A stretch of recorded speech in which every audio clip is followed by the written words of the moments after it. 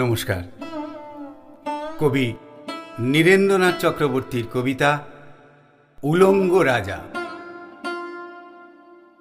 সবাই দেখছে যে রাজা উলঙ্গ, তবুও সবাই হাততালি দিচ্ছে, সবাই চেঁচিয়ে বলছে সাবাস সাবাস।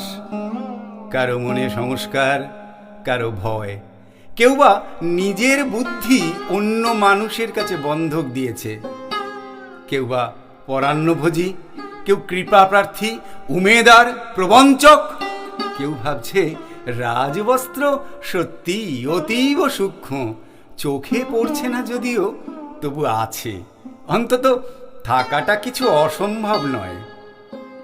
গল্পটা সবাই জানে, কিন্তু সেই গল্পের ভিতরে শুধুই প্রশস্তি বাক্য উচ্চারক কিছু আপাদমস্তক ভীতু ফন্দিবাজ অথবা নির্বোধ স্তাবক ছিল না, একটি শিশুও ছিল, সত্যবাদী, সরল, সাহসী একটি শিশু।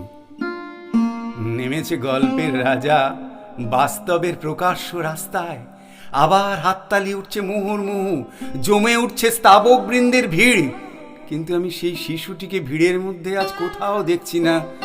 শিশুটি কোথায় গেল?